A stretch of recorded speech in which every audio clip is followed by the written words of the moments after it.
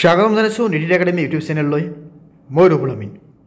আলোচনা কৰি আছিলোঁ NCERT mathematics class 11 chapter number 10 সৰল ৰেখা বা ষ্ট্ৰেট লাইনৰ বিষয়ে ইতিমধ্যে আমি এক্সাৰসাইজ নাম্বাৰ 10.1 10.2 10.3 বিষয়ে আলোচনা কৰিছোঁ আৰু লগতে বিবিধ ধৰণৰ আমি কোৱেশ্চন নাম্বাৰ 1 পৰা 15 লৈকে আলোচনা কৰিছোঁ সেটি আমি আলোচনা কৰিম মানে এইটো প্ৰশ্নত কি দিয়া আছে যে ইয়াতে কোৱা হৈছে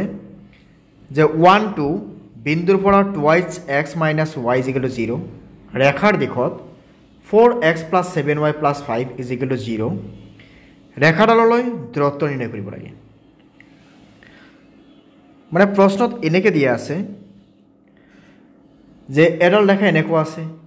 ধৰি লৈছোঁ আৰু ধৰি লৈছোঁ আনডাল ৰেখা এনেকুৱা আছে এতিয়া কোৱা হৈছে যে 1 2 বিন্দুৰ পৰা ধৰি লৈছোঁ এইটো আছে 1 2 বিন্দু যে এইটো বিন্দুৰ পৰা 2x এটা আছে কিমান 2x minus y is equal to 0 ৰেখা আৰু এটা আছে কিমান 4x plus 7y plus 5 is equal to 0 এটা ৰেখা আছে এডাল ৰেখা আছে তেতিয়া এই ৰেখা দুডালৰ মাজৰ আমাক দূৰত্ব লিয়াব লাগে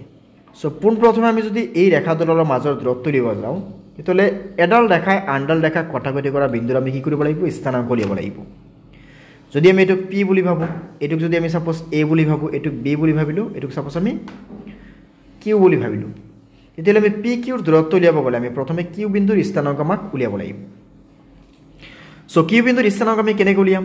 এই সমীকৰণ দুটাৰ পৰা আমি x ৰ ভ্যালু উলিয়াম আৰু y ৰ ভ্যালু উলিয়াম যেটো আমাৰ x ৰ ভ্যালু আৰু y ৰ ভ্যালু আহিব হেতু বিন্দুই হ'ব বা সেই x ৰ মান আৰু y ৰ মান আমি ইয়াতে বহাই দিম হেতু হ'ব p ৰ x স্থানাংক আৰু q ৰ x স্থানাংক আৰু y স্থানাংক তেতিয়াহ'লে আমি স্থানাংক উলিয়াৰ পিছত আমি এটা ফৰ্মুলা শিকিছিলোঁ সাপোজ এটা বিন্দু যদি আমাক থাকে p x1 y1 আৰু q যদি থাকে x2 y2 তেতিয়াহ'লে সেই ক্ষেত্ৰত আমি দূৰত্বৰ ফৰ্মুলা শিকিছিলোঁ যে pq is equal to root over x2 minus x1 whole square plus y2 minus y1 whole square নাইবা এটুক আমি এনেকৈ লিখিব পাৰোঁ যে অৰ আমি এটুক এনেকৈ লিখিব পাৰোঁ যে x1 minus x2 whole square plus y1 minus y2 whole square তাৰ মানে কথাটো এনেকুৱা যে আমি যেতিয়া স্কোয়াৰিং কৰিম যদি x2 ৰ ভ্যালু ডাঙৰ হয় x1 ৰ ভ্যালু সৰু হয় তেতিয়াহ'লে আমি মাইনাস কৰিলে কি হ'ব এটা পজিটিভ ভ্যালু পাম পজিটিভ ভ্যালুক আমি স্কোয়াৰিং কৰিলে তেতিয়া আমি পজিটিভে পাম নাইবা x2 সৰু হলে x1 ডাঙৰ হলে আমি কি পাম এটা নেগেটিভ পাম কিন্তু নেগেটিভক আকৌ আমি স্কোয়াৰ কৰিলে আমি কি পাম পজিটিভে পাই যাম গতিকে আমি x2 x1 বা y2 y1 আমি লিখিলাম নাইবা x1 x2 y1 y2 লিখিলেও আমি একে মান পাম আমি যদি চাব যাওঁ যদি আমি -2 ক স্কয়াৰ কৰো তেতিয়ালে আমি কি পাম 4 পাম আৰু 2 ক স্কয়াৰ কৰিলে আমি কি পাম 4 পাম ওকে সো দিয়া আমাক দিয়া আছে যে আমি লিখিম যে দিয়া আছে সমীকৰণ দুটা যে দিয়া আছে সমীকৰণ দুটা কি দিয়া আছে এটা দিয়া আছে আমাক 4x plus 7y plus 5 is equal to 0 আৰু আনটো দিয়া আছে কিমান আমাৰ 2x minus y is equal to 0 এতিয়া আমি এইটোক আমি এনেকৈ লিখিব পাৰিম যে 2x is equal to plus minus y হ'বলৈ গ'লে কিব plus y হৈ যাব তাৰপাছত এইটো আছিল 1 এইটো আছে আমাৰ 2 এতিয়া 1 implies 1 যদি আমি এই y is equal to 2x আমি বহাই দিওঁ তেতিয়ালে আমি কেনেকৈ পাম ইয়াতে কি আছে আমাৰ 4x plus 7y plus 5 is equal to 0 তেতিয়াহ'লে ইয়াত আমি 4x ৰাখি দিলোঁ plus 7 into y y মানে কিমান আছে 2x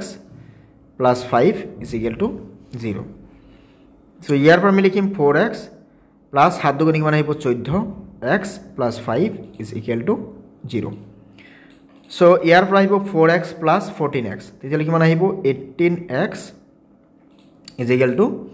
plus 5 হ'বলৈ গ'লে হ'ব minus 5 তাৰ মানে আমি ইয়াৰ পৰা x is equal to কিমান পাম minus 5/18 এতিয়া এইখিনি ভ্যালু বা এই x ৰ ভ্যালু যদি আমি ইকুৱেশ্যন 2 ত বহাই দিওঁ ইকুৱেশ্যন 2 ত কি আছিল আমাক 2x is equal to y আছিল so 2x তাৰ মানে কি 2 into x মানে কিমান আছে minus 5/18 is equal to কি আছে y তেতিয়াহ'লে ইয়াতে আমি 2 into 5 কৰিলে আমি কিমান পাম -10 পাম ডিভাইড আহি কিমান আছে 18 ইজ ইকুৱেল টু কি আছে আমাৰ y এইখিনিক আমি ক্যালকুলেট কৰিলে আমি ইয়াৰ পৰা আমি কিমান পাম 5 বাই আমি 6 পাই যাম যদি আমি ক্যালকুলেট কৰো ইয়াতে সৰি 5 বাই কিমান পাম 9 পাম আমি এটা ক্যালকুলেট কৰিলে আমি ইয়াতে পাম 5 বাই যে -5 বাই 9 ইজ ইকুয়াল টু কিমান আহিব y সো আমি এনেকৈ লিখিম সো therefore বিন্দুটো হ'ব যে therefore বিন্দুটো হ'ব কি হবে এতে বিন্দুটো এতে এটা আছিল আমাৰ কিমান -5 বাই কিমান পাইছো আমি 18 আৰু এটা আছে কিমান আমাৰ -5 বাই কিমান আহিল 9 সো এবাৰ লিখিম therefore বিন্দু দুটাৰ মাজৰ দূৰত্ব বা বিন্দুটোৰ পৰা ৰেখাডালৰ মাজৰ দূৰত্ব যে বিন্দুটোৰ পৰা ৰেখাডালৰ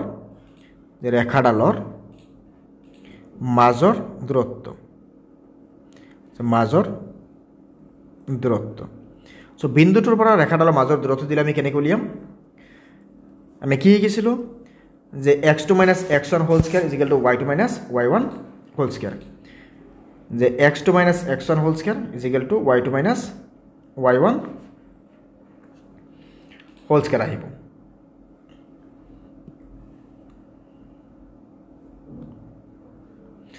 সো আমি ইয়াতে লিখিম x2 ঠাইত কিমান আছে আমাৰ ইয়াতে প্ৰথমে চাবলৈ গ'লে এটা কিমান আছিল আমাৰ যে 1 আছিল 2 আছিল আৰু এটা আছিল -5 বাই 18 আৰু এটা আছিল -5 বাই 9 সো root over আমি প্রথমে লিখিম যে 1 মাইনাস কিমান আছে -5 বাই 18 এই গোটেইখিনি ওপৰত কি আহিব স্কোয়াৰ আহিব প্লাস সেকেন্ডত আছে কিমান আমাৰ যে 2 মাইনাস -5 বাই 9 এই গোটেইখিনি ওপৰত স্কোয়াৰ আহিব সো আমি ইয়াৰ পৰা লিখিম যে 1 minus into minus so plus হৈ যাব ইয়াতে কিমান পাইছো 5 বাই 18 ইয়াতে আহিব হোল স্কয়ার প্লাস ইয়াতে আমি চাবলৈ গ'লে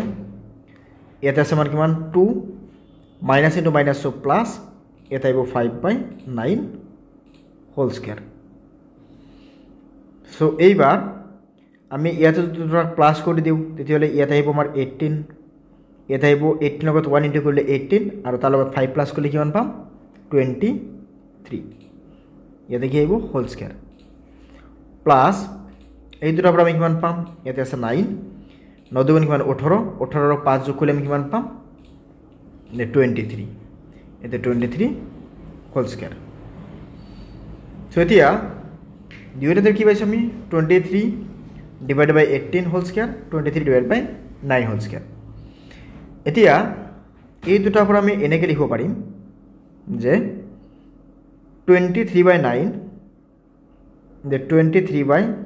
9 আমি যদি কমন লওঁ তেতিয়াহ'লে ইয়াতে থাকিব কি যে 23 বাই 9 যদি আমি হোল স্কয়ার কমন লওঁ ইয়াতে থাকিব কিমান 1 বাই 2 হোল স্কয়ার সো 1 বাই 2 হোল স্কয়ার প্লাস ইয়াতে আমি 23 বাই 9 কমন ললে আমি ইয়াতে কিমান পাম 1 সো এইখিনিক আমি কমন লৈছো ইয়াতে দিলে আমাৰ ওপৰত কি আছিল ৰুট ওভাৰ আছিল সো লিখিলো এবাৰ 23 বাই 9 কি আছে ওপৰত স্কোয়াৰ আছে তেতিয়াহলে 23 ডিভাইড বাই 9 টো আমি তলত বাহিৰত লিখিব পাৰিম আৰু ইয়াতে কিমান আহিব 1 ক স্কয়াৰ কৰিলে 1 2 ক স্কয়াৰ কৰিলে কিমান পাম 4 তাৰ মানে ইয়াতে থাকিব আমাৰ 4 আৰু এই দুটাৰ পৰা আমি কিমান পাম ইয়াতে 1 পাম ইয়াতে পাম আমি +1 তেতিয়াহলে আমি যদি এইখিনিক এবাৰ ইয়াতে ক্যালকুলেট কৰো তেতিয়াহলে আমি ফাইনাল আনসাৰ পাই যাম সো ইয়াতে আমি ক্যালকুলেট কৰিম এতিয়া ফাইনাল আনসার ইয়াতে কি আহিব যে ইয়াতে আছে 23 ডিভাইডেড বাই 9 থাকিল আৰু এই দুটা পৰা আমি পাম ইয়াতে আহিব 4 আৰু ইয়াতে 1 ইয়াতে 1 * 4 কৰিলে আমি কিমান পাম 4 পাম তেতিয়াহলে ইয়াতে পাই যাম আমি 23 বাই 9 আৰু ইয়াতে আহিব কিমান 5 বাই 4 তেতিয়াহলে ইয়াতে পাম আমি 23 বাই 9 ইয়াতে 5 ৰ ওপৰত ৰুট ওভাৰ থাকিব কিন্তু 4 ৰ যদি আমি ৰুট উঠাই দিও তেতিয়াহলে আমি ইয়াতে কিমান পাম 2 তেতিয়াহলে ফাইনাল আনসার আহিব আমাৰ ইয়াতে কিমান যে আমি এবাৰ ইয়াতে ওপৰত লিখিব পাৰিম যে 23 ইয়াতে ৰুট 5 ডিভাইডেড বাই কিমান পাম 9 টু যা 18 তাৰ মানে 23 ৰুট ওভাৰ 5 ডিভাইডেড বাই কিমান আহিব 18 আহিব ইয়াৰ ফাইনাল আনসাৰ অ'কে চ' আমি এইটো ভিডিঅ'ত কি আলোচনা কৰিলোঁ যে NCERT মেথমেটিক্স ক্লাছ 11ৰ চেপ্টাৰ নাম্বাৰ 10ৰ মিছচেলেনিয়াছ বা বিবৃতনীমূলক কুৱেশ্যন নাম্বাৰ 15ৰ বিষয়ে আলোচনা কৰিলোঁ চ' এই পৰৱৰ্তী ক্ষেত্ৰত কুৱেশ্যন নাম্বাৰ 16ৰ বিষয়ে আলোচনা কৰিম চ' নিশ্চয় আমাৰ চেনেলটো ছাবস্ক্ৰাইব কৰি ল'ব তাৰ লগতে বেল আইকনটো দবাই ল'ব আৰু লগতে ভিডিঅ'টো লাইক কৰিবা লগতে শ্বেয়াৰ কৰিব নাপাহৰিবা আৰু কিবা সমস্যা থাকিলে নিশ্চয় কমেণ্ট কৰি জনাব নাপাহৰিবা আমি আকৌ লগ পাম পৰৱৰ্তী ভিডিঅ'ত ধন্যবাদ